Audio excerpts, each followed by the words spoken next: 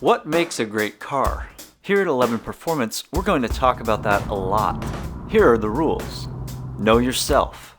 Drive a car that inspires you, and build a car for the track you're on.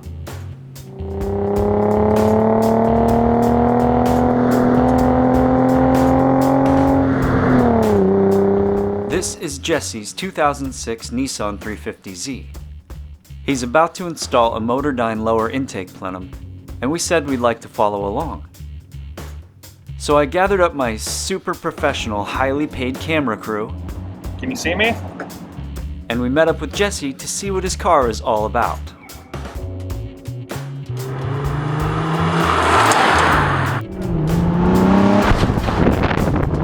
We screwed around in the parking lot for a little while, then it was time to go for a drive.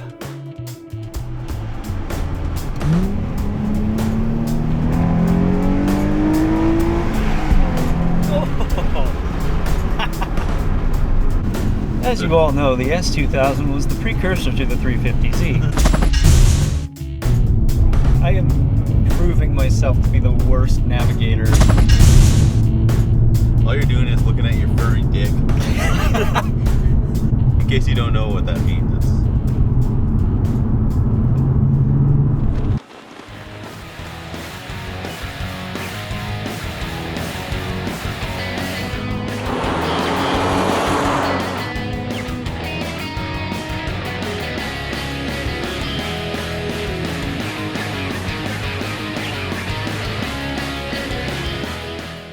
Let's talk about this car.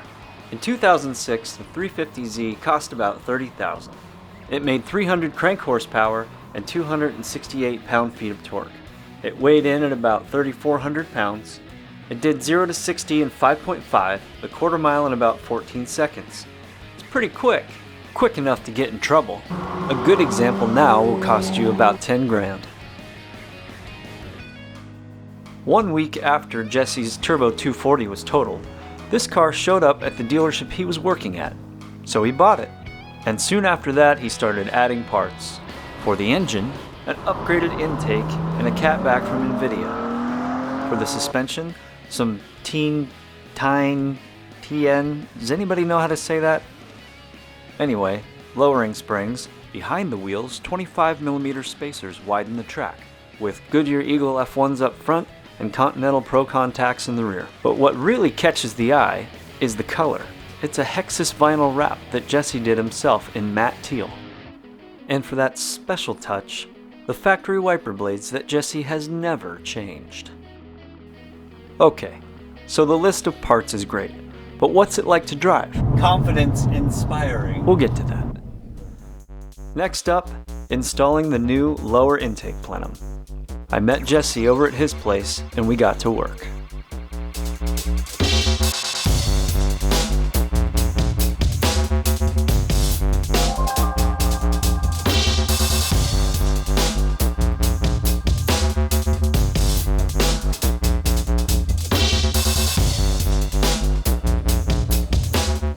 Now, if you're thinking to yourself, intake plenum, that doesn't sound too hard.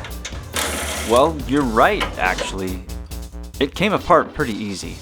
The instructions were simple, all the bolts were easy to get to, and we had it apart in short order. And it's just that easy.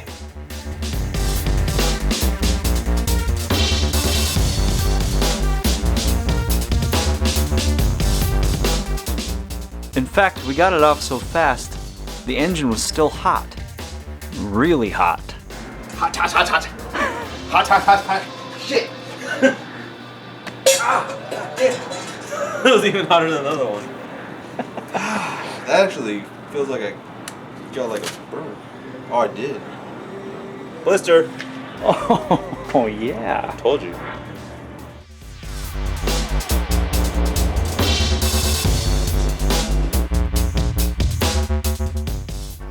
Motordyne claims gains of 15 horsepower through the upper mid-range with this plenum.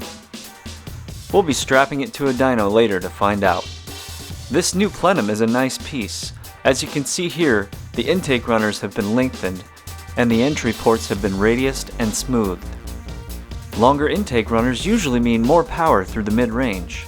This should add a lot of grunt to Jesse's car. Now that we had the intake plenum off, it was time for me to go.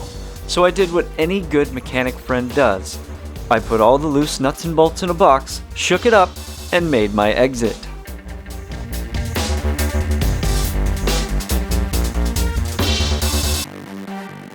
Jesse didn't seem very happy.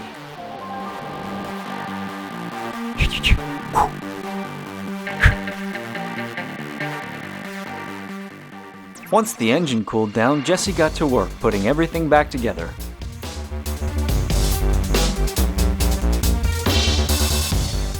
Next up, we take it to the dyno to remap the ECU and find out how much power we really made. A few days later, we met up at Intec Racing in Kent, Washington. It turns out that a day at the dyno isn't as exciting as it sounds. Unless you're this guy, it's really just a lot of this.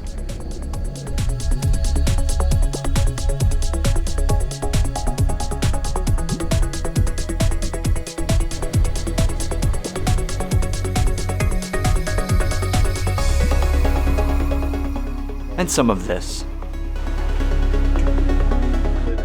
But what you want to hear is this.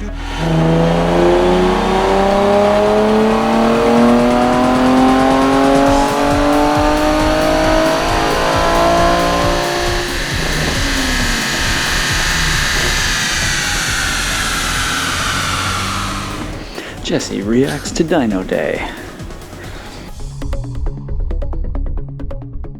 The intake is installed and the ECU has been reflashed. What were our results?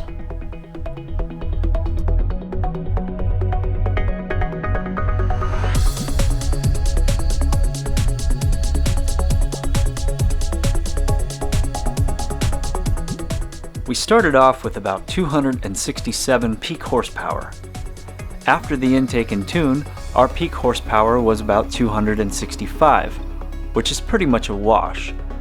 We sacrificed some high rev power for a lot of gains through most of the rev range. We gained 15 to 20 horsepower at a lot of points on the curve. But enough with the paperwork. Let's drive. Here we go.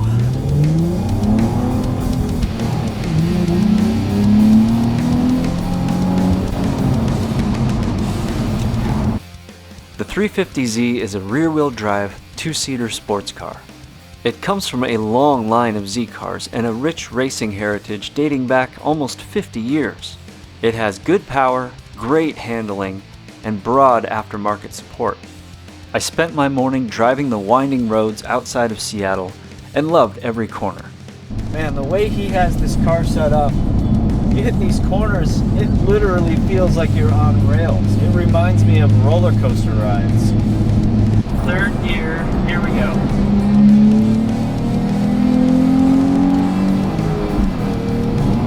Oh yeah! Numbers don't say it all. A great car captures your imagination. Every time you drive it, it makes you dream about the next drive, the next upgrade, the next day at the track. Do we all need 1,000 horsepower and pro touring status?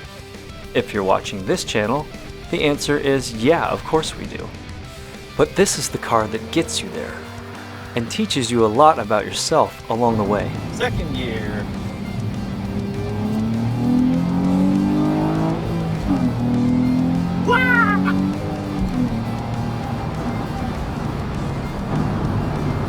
That's good. The future of Jesse's car is an open book. Where will it be the next time we catch up with him? Will he fill the engine bay with turbos?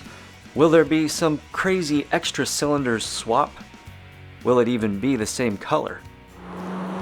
That's the beauty of a great car.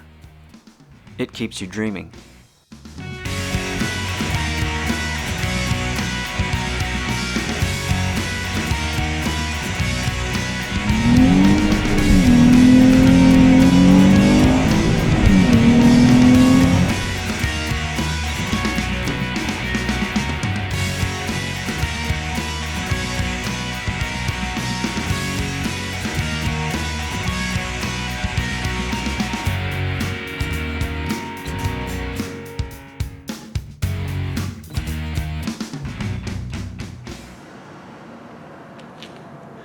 So you're gonna use this when you the start. Oh, you're installing? What up?